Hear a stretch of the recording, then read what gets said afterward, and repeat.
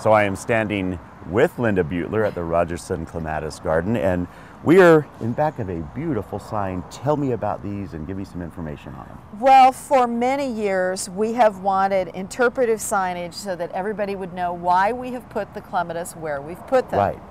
And so this year we got 2 grants that we were able to use together to produce 2 big welcome signs like this. One's at the back of the garden, and then also smaller interpretive signs that are about half this size, so that as you move through the different areas of the garden, you know what you're seeing and Right. you know why you're seeing it.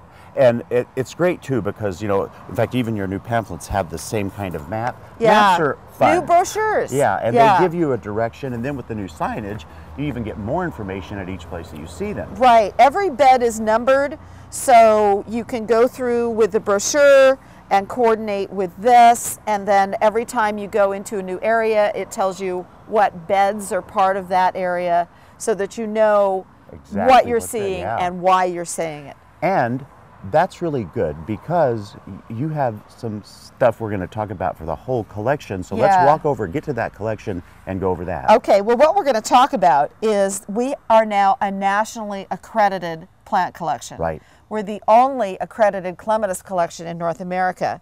So this is done through the American Public Garden Association, and it's been a 9-year process. So what do you say we go look at some clematis now? Yeah. Okay, Linda, now we are in the Founders Gardens, which we have a wonderful sign for Right, now. right. And then also, you know, I know that you have received this great accreditation, but explain what that means. Okay, so the signage, of course, tells us why this is the Founders Garden. This is where Brewster's favorite clematis were. The accreditation, which is all over North America, public gardens that have important collections of plants Wow. that are advertised, so it's a whole marketing thing. And it also makes us a focus for research. So somebody who wants to do research about clematis can go say, oh, I can go to this place and I can see a huge representation of the genus.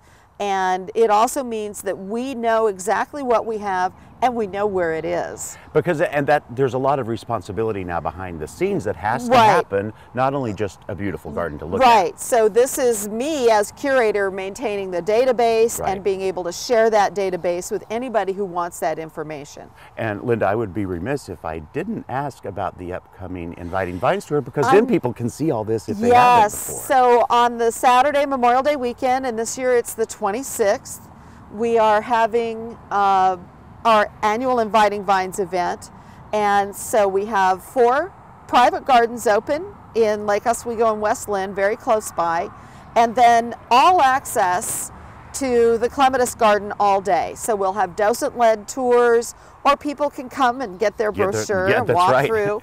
But we'll have plants for sale, and we have, for a special ticketed price, you also get breakfast with Lucy Hardiman talk lovely, lovely. and tea with me in the afternoon. And we're going to be talking about the heirloom clematis, because that was the first part of the garden that was planted. And where are people going to find these tickets at? Oh gosh, Garden Fever, 70s, Lake Oswego 70s, Zero Plants, all kinds of, and online at RogersonClematisCollection.org. Well, there you have it. So this is a beautiful garden. You're going to love being out here. You can go to gardentime.tv. We'll click you over to their website, grab that ticket, and make a plan to spend a day in the beauty of a clematis. Thank you so much, Linda. Thank you.